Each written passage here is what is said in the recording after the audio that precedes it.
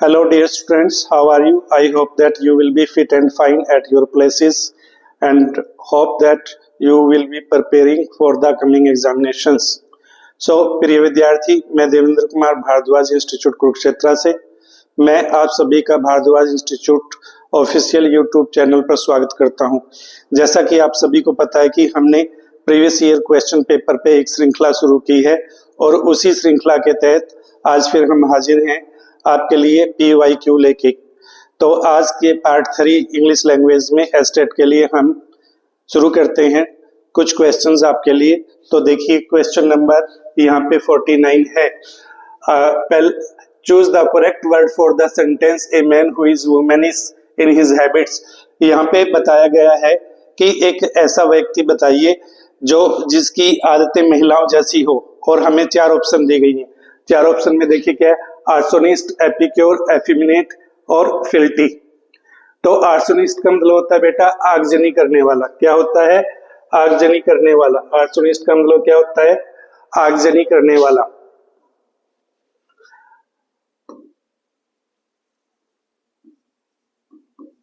आगजनी करने वाला। एपिक्योर का मतलब होता है रसिया और दूसरा मीनिंग है इसका चटोरा। एफिमिनेट महिलाओं की तरह व्यवहार करने वाला। और फिल्टी, फिल्टी का मतलब होता है निष्ठा। निष्ठा। तो our answer goes to option number 3, that is effeminate. Next question, choose the correct antonym for the word given below. Bankrupt. Bankrupt का मतलब होता है दिवालिया। क्या होता है बेटा? दिवालिया। Penniless वो भी दिवालिया है। Insolvent वो भी दिवालिया है। Ruined जिसके पास कुछ ना रहा हो। और सोलवेंट का मतलब क्या होता है? समृद्ध। समृद्ध। तो चूज द करेक्ट एंटोनिम। हमें बैंकरप्ट का ऑपोजिट वर्ड चुनना है। तो ऑपोजिट वर्ड हमारा सोलवेंट हुआ। क्या हुआ? सोलवेंट। तो नेक्स्ट क्वेश्चन देखिए, यहाँ पे नरेशन दिया है। यहाँ पे the teacher asked Hari why he had not done his homework previous day. अब जब भी हम इनडायरेक्ट स्पीच में जाएंगे तो आपका जो इंटेरोगेटिव रिपोर्टेड स्पीच है वो डायरेक्ट से इनडायरेक्ट इंटेरोगेटिव सेंटेंस में बदल जाती है। लेकिन यहाँ पे एग्जामिनर ने क्या है, गलती कर दी है। सभी के पीछे क्या कर दिया, यहाँ पे साइन ऑफ इंटेरोगेशन लगा दिया। तो देखिए हम इसको करके सोल्व करके देखते हैं।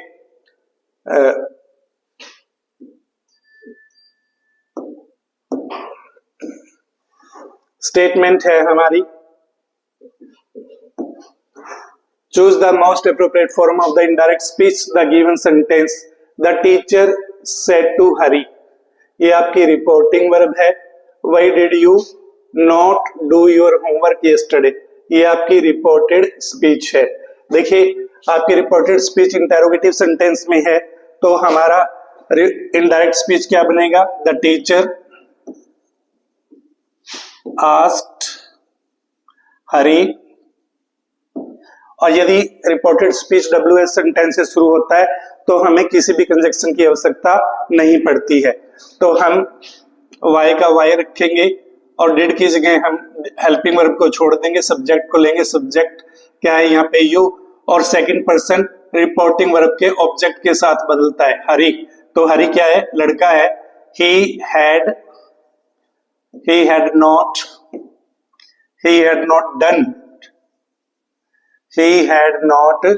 done his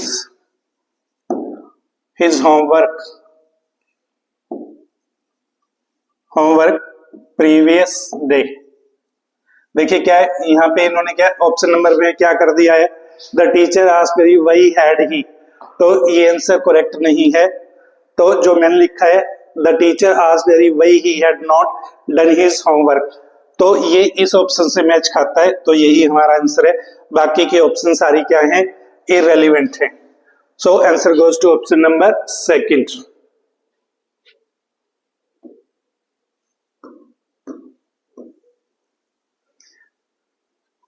question number 50 done. Next question number 53। यहां पे हमें क्या करना है बेटा, हमें पैसिव वॉइस बनाना है। क्या बनाना है, we visited the zoo of Jaipur on last Sunday. अब ये कौन सा टेंस है, पास्ट इंडेफिनिट है। कौन सा टेंस है, past indefinite tense. We visited the zoo of Jaipur, the zoo of Jaipur on last Sunday, ये पॉइंट ऑफ टाइम है। ये क्या है, पॉइंट ऑफ टाइम है। तो the zoo of Jaipur was visited by us, the zoo of Jaipur was visited by us on last Sunday. तो देखिए क्या है, जू ऑफ जयपुर वर विजिटेड, तो वर नहीं आएगा। On last Sunday the zoo of Jaipur was visited, we were visited the zoo, no. Zoo of Jaipur was being visited, no. So answer goes to option number second. Got it? Next questions, fill in the blank by choosing the correct option. हमें blank fill करना है इसमें, the headmaster and the secretary.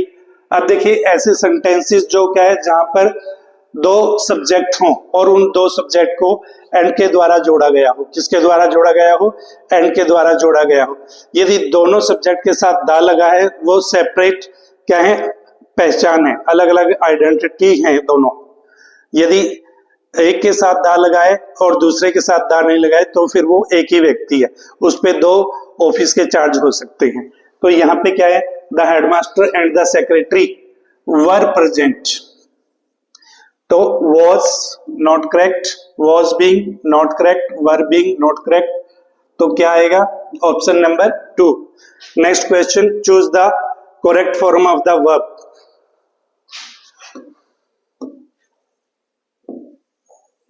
Question number 58, what it is, question number 58। तो देखिए dear students, did you not dash about the world atlas. अब ये आपका past indefinite sentence है। कौन सा है ये, past indefinite tense. Past indefinite tense में जो सेंटेंस स्ट्रक्चर होता है, सब्जेक्ट प्लस में वर्ब की सेकंड फॉर्म प्लस में ऑब्जेक्ट होता है। और नेगेटिव किसके साथ जाता है, डिड। इंटेरोगेटिव किसके साथ जाता है, डिड हेल्पिंग वर्ब के साथ। और जब भी हम डिड का यूज करते हैं तो बच्चों डिड के साथ वर्ब की फर्स्ट फॉर्म आती है। देखिए क्या है इसमें, हम did you not dash about the world Atlas. क्या आप वर्ल्ड एटलस के बारे में नहीं जानते हो।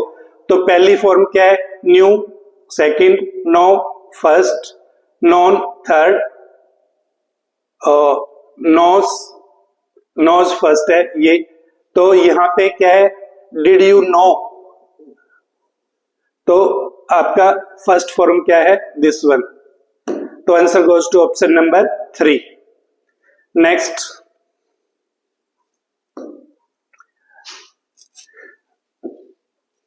Next, cooking is his hobby. Cooking is his hobby.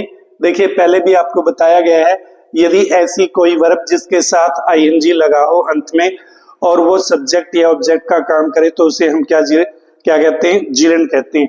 तो यहाँ पे कुकिंग क्या है, जिरेंड है। Verb gerund, participle infinitive. देखिए यदि किसी भी सेंटेंस में हेल्पिंग वर्ब और मेन वर्ब को छोड़ के अन्य कोई वर्ब आती है, तो वो क्या होती है, इंफिनिटिव। क्या होती है, इंफिनिटिव। लेकिन जिरेंड और पार्टिसिपल इंफिनिटिव का ही भाग है। किसका भाग है, इंफिनिटिव का। तो कुकिंग यहाँ पे जिरेंड है, तो answer goes to option number 2। Next,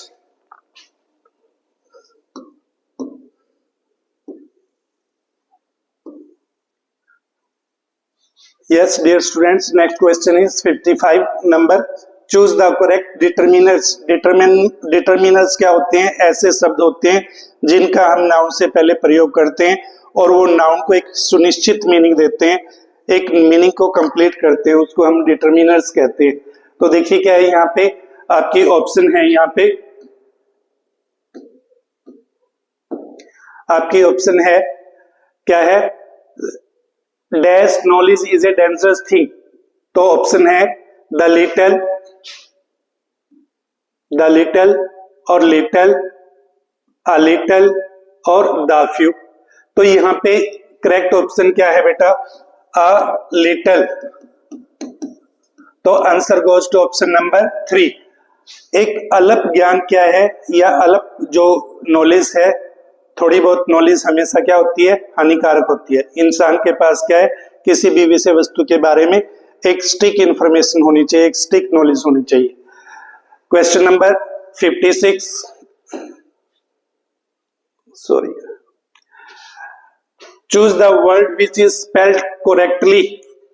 which is spelled correctly. आप नीचे के वर्ड देखिए और इनमें ये बताइए कि कौन सा वर्ड सही स्पेलिंग में है, किस वर्ड की स्पेलिंग सही है। तो यहाँ पे देखिए क्या है? कमिटेड, कमिटेड और कमिटेड और कमिटेड। तो देखिए क्या है यहाँ पे आपका जो वर्ड है ये करेक्ट नहीं है, ये भी करेक्ट नहीं है, ये भी करेक्ट नहीं है। कमिट, कमिट मीन्स कोई काम करना, ठीक है। जैसे यू हैव कमिटेड मिस्टेक, आपने गलती की है। तो answer goes to option number 1। Next,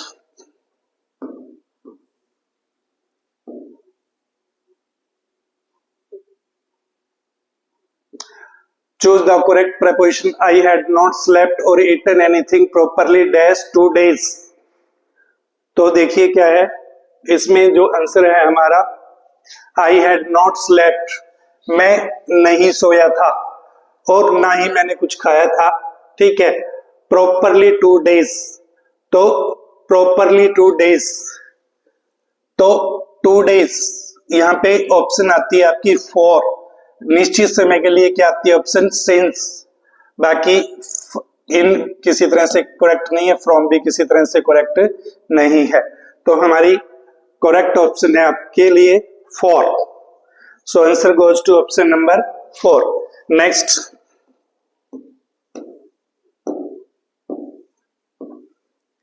question number 46, choose the most appropriate preposition. He died dash cancer, he died dash cancer।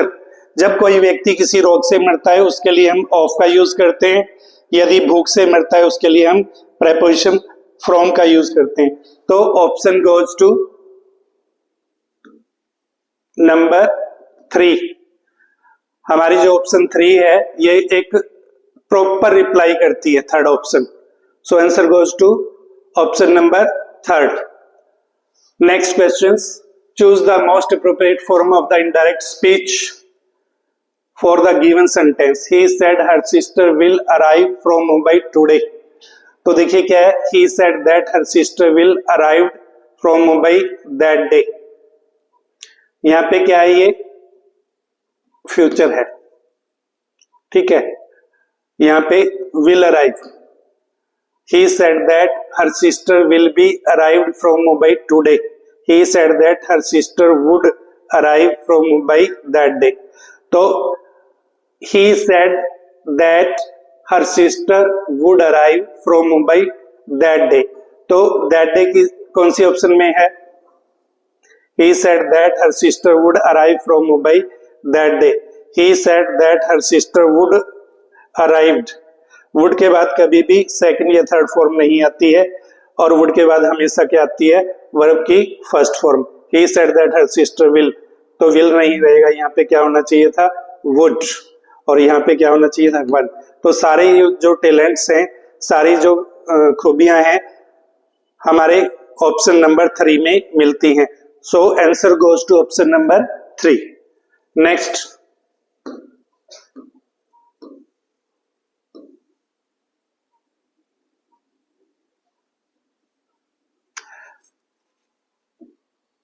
हाँ जी डियर स्टूडेंट, देखिए अम्यूजमेंट, अम्यूजमेंट का मतलब क्या होता है? आनंद, मनोरंजन। Is a noun with ment, तो सफिक्स क्या लगा है यहाँ पे? Ment. As a suffix which of the following option will become a noun if at the suffix ment to. और ऐसी कौन सी नाउन है जिसके लास्ट में हम मेंट लगा दें तो वो नाउन बन जाएगा? देखिए करेक्ट के साथ यदि हम मेंट जोड़ते हैं कोई मीनिंग नहीं आता है। इंटरटेन के साथ हम मेंट जोड़ते हैं तो मीनिंग आता है इंटरटेनमेंट। क्या हो गया? इंटरटेनमेंट। कलरमेंट, एक्सटोरमेंट। हमारा ये इरेलीवेंट है, ये भी क्या है? इरेलीवेंट है, और ये भी क्या है? इरेलीवेंट है। सॉरी, ये इरेलीवेंट नहीं है, यहाँ पे हमारा क्या है? मीनिंग निकलता है जो मैंने लिखा है entertainment. So answer goes to option number 2। देखिए next,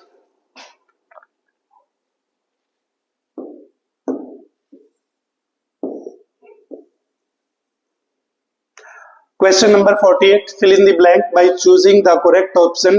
He is busy, he is busy, he is busy, full stop. He has got dash work to do, he is busy। वह बिजी है और उसके पास कुछ काम है करने के लिए। he has got some work, any work में कोई सेंस नहीं जाती, समथिंग वर्क कोई सेंस नहीं जाती, तो option goes to first, that is our answer is first option, some work. तो answer goes to option number first. Second, choose one word for the given sentence. One word, believe in the existence of God. ये one word substitutions पे questions है, ठीक है। एक ऐसा व्यक्ति जो भगवान पर आस्था रखता हो, विश्वास रखता हो। देखिए क्या है यहाँ पे, फोर्स से करते हैं, इगोटिस्ट, अहंकारी। क्या होता है बेटा? अहंकारी। एसेटिक, सन्यासी। और एथिस्ट, जो भगवान को ना मानता हो, नास्तिक। और थिस्ट क्या होता है? आस्तिक। So answer goes to option number 3। तो इस क्वेश्चन का हमारा ऑप्शन क्या हुआ? थिस्ट। क्या हुआ बेटा? Theist. Next, going to next questions, that is yes, I expect that I shall get a prize. I expect that I shall get a prize. The underlined words are, देखिए बेटा ये क्या है? I expect, ये complex sentence है। क्या है ये?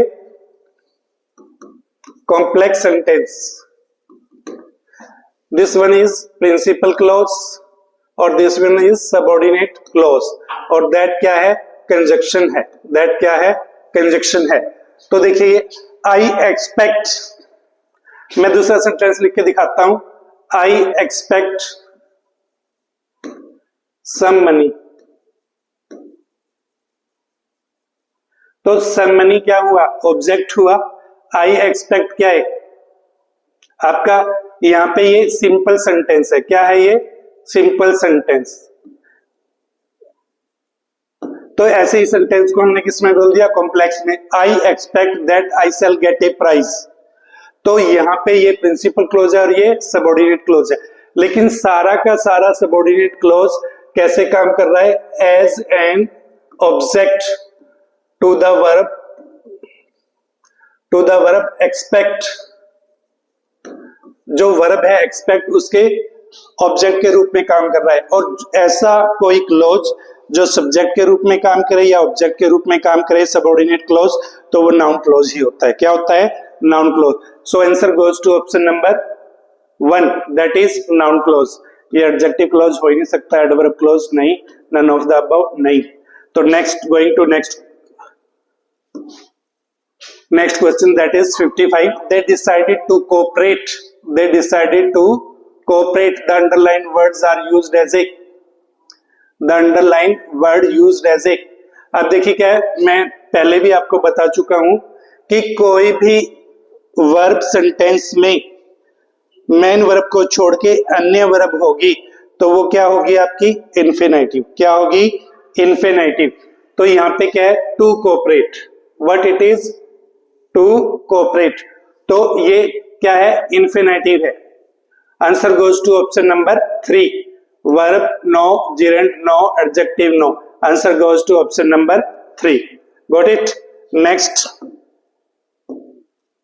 Question number 53. Yes, choose the most appropriate modal for the blank. हमें यहाँ पे मॉडल को सिलेक्ट करना है. हमारा सेंटेंस है dash you like cup of coffee. जब भी हम किसी को कोई खाने पीने के लिए चीजें पूछते हैं तो उसमें हमें बहुत ही आदर सम्मान से क्या है पूछना होता है. तो यहाँ पे देखिए क्या है, हम वुड और कुड को यूज करते हैं. किसको यूज करते हैं? वुड और कुड को. यहाँ पे क्या है हमारे पास कैन है, वुड है, मस्ट है, विल नॉट है. यहाँ पे सबसे अप्रोप्रिएट मॉडल है वुड है. क्या है? वुड. यदि आपको किसी को सम्मान देना हो, रिक्वेस्ट करनी हो, तो अभी हम भाषा को गार्डेड लैंग्वेज बनाने के लिए, एक सभ्य भाषा बनाने के लिए वुड यू प्लीज का भी यूज करते हैं कई बार. Would you please help me, would you please give me your pen. Got it. So answer goes to option number 2. This is the right और appropriate option. This side, choose the correct one. I was tired because I dash for a long time. I was tired, मैं थक गया था. क्यों? क्योंकि मैं लंबे समय से काम कर रहा था. देखिए क्या है, I have been working, no. I had been working, no. I am working, no. जब यहाँ पे was है तो यहाँ भी क्या आना चाहिए था? was. ठीक है, क्या आना चाहिए था? I was working for a long time. I was tired, मैं क्या है थक गया था. Because I dash for a long time. Because I was working for a long time. मैं लंबे समय तक काम कर रहा था. Next question 54. That is change into passive voice. What it is? देखिए बेटा, change into passive voice. Everybody laughed at Rohit. Rohit ये पास्ट इंडेफिनिट टेंस है. क्या है ये? पास्ट इंडेफिनिट टेंस है. Got it. Everybody laughed at Rohit. हर कोई रोहित पर हंसता है. तो इसका पैसिव वॉइस बनाना है तो हम किसको उठाएंगे? रोहित को. Rohit was laughed at. Rohit was laughed at by everybody. What it is? Rohit was laughed at by everybody. तो देखेंगे ये सेंटेंस कौन से में. Rohit was laughed at by everybody. Rohit had laughed by, no. Rohit was laughed, no. Answer goes to option number 2. So our answer is option number 2. That is Rohit was laughed at by everybody. Next.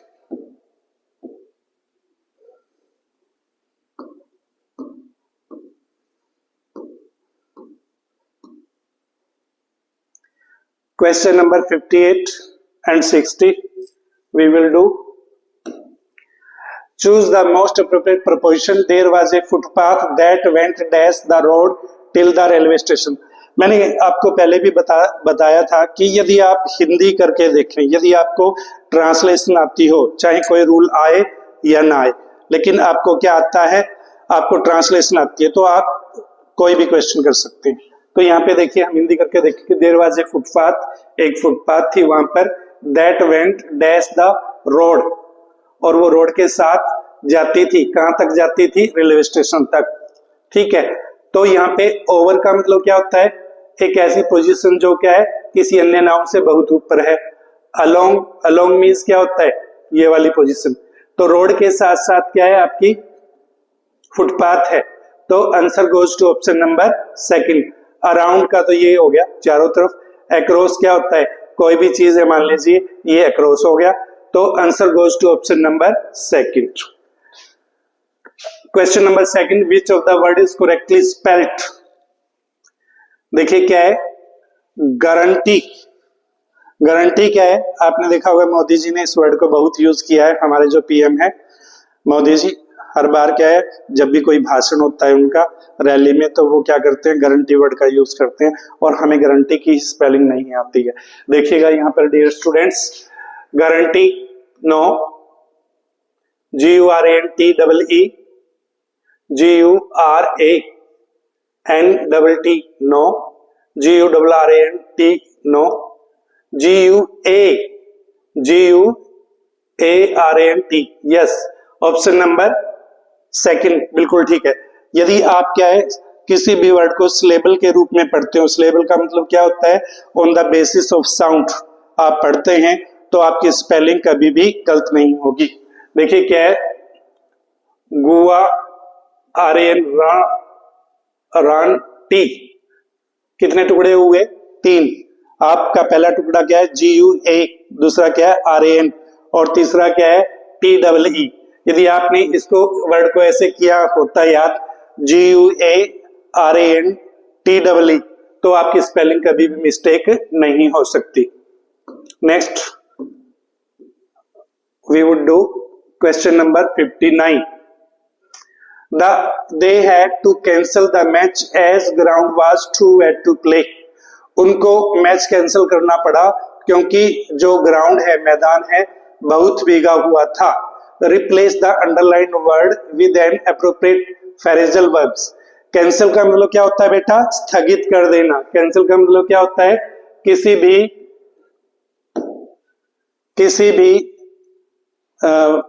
कार्य को छोड़ देना या postpone कर देना, ठीक है, उसको हम क्या कहते हैं, कैंसल। तो देखिए क्या है, कॉल ऑफ। कॉल ऑफ का मतलब क्या होता है, वापिस बुलाना, तो इसका मतलब क्या हुआ, to leave. Call out, call out का मतलब क्या होता है, पुकारना, बुलाना। कॉल अप, कॉल अप का भी मतलब क्या होता है, पुकारना या बुलाना। कॉल इन, ठीक है, कॉल इन का भी मतलब क्या है, बुलाना। राइट, तो call out, call up, call in सबका मतलब क्या होता है, बुलाना। लेकिन यहाँ पे कॉल ऑफ का मतलब क्या होता है, ये बोलना है, लेकिन ये वापिस बुलाना, विड्रॉ। यस, क्या है ये, withdraw. So answer goes to option number first. Question जो 59 है, इसका एप्रोप्रिएट आंसर क्या हुआ, कॉल ऑफ। कॉल ऑफ का मतलब टू क्विट और to leave. Got it. Next,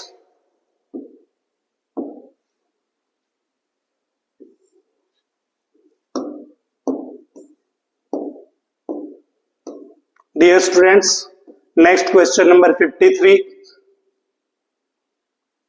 and 57 and 54 and 58. Choose the correct meaning of the underlined word. It is pity you don't like football, but each to their own. It is pity, बड़े आश्चर्य की बात है कि तुम football को पसंद नहीं करते हो, but each to their own, लेकिन हर व्यक्ति की अपनी क्या होती है, पसंद होती है। Everybody has different opinion, everyone has similar opinion, each and all are same, each one likes football. देखिए क्या है, एवरीवन हैज सिमिलर ओपिनियंस, हर किसी की आदत एक जैसी होती है, कभी नहीं होता दुनिया में, ऐसा होता ही नहीं। Each and all are same, कभी भी नहीं होता। ईच वन लाइक्स फुटबॉल, कभी भी नहीं होता। Everyone has different opinion, yes. So answer goes to option number 1। ये हमारा क्या है, आंसर है। नेक्स्ट क्वेश्चन नंबर 54 में देखिए क्या पूछता है, choose the correct option to fill the blank. Immediately after the operation he could see nothing. Operation के तुरंत बाद वो कुछ भी नहीं देख सकता था। डैश वेग शैडोज, डैश वेग शैडोज।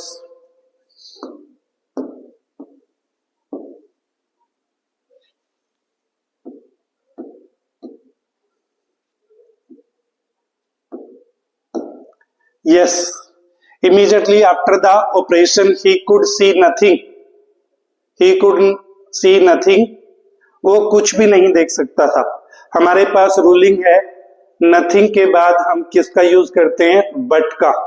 एज लॉन्ग एज कोई मीनिंग नहीं देता, हाउएवर कोई मीनिंग देता है, नॉट विद स्टैंडिंग का मतलब होता है के बावजूद, तो ये कोई मीनिंग नहीं है। Answer goes to option number 3। Next coming to the question number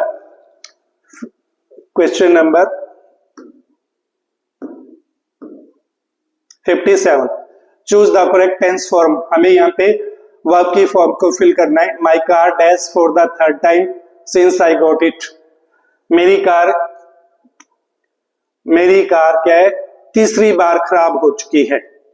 मेरी कार तीसरी बार खराब हो चुकी है जब से मैंने इसे खरीदा है। तो देखिए क्या है, ब्रेक डाउन है बेटा फर्स्ट ऑप्शन। मेरे को तो इसका आंसर ये ठीक नहीं है। Has broken down, was broke down, कोई सेंस नहीं आ रही है। हैज ब्रोकन, कोई सेंस नहीं आ रही। तो हमारी सही ऑप्शन क्या है, हैज ब्रोकन डाउन। सही ऑप्शन क्या है, has broken down. So answer goes to option number 2, that is appropriate reply of this question. Next, choose the part of the sentence. Choose the part of the sentence which is incorrect. James is busy to prepare tonight's dinner. James busy है क्या करने में, आज का रात्रि भोजन को बनाने में। तो ऑप्शन है हमारे पास A, B, C, D। James is busy. आपको एक ऐसा पार्ट बताना है इस सेंटेंस का जिसमें एरर है। James is busy to prepare, तो यहां पे क्या होना चाहिए था, इन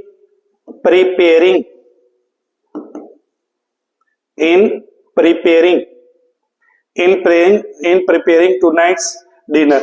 सो answer goes to option number 3। हमारा आंसर क्या हुआ, 3rd। नेक्स्ट,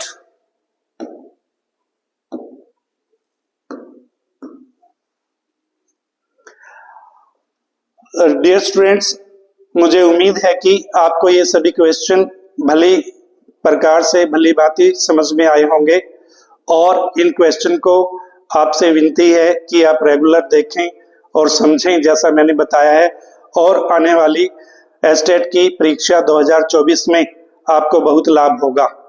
सो आप सभी से अनुरोध है कि आप हमारे इस चैनल को लाइक करें, सब्सक्राइब करें और शेयर भी कर दें। Thank you.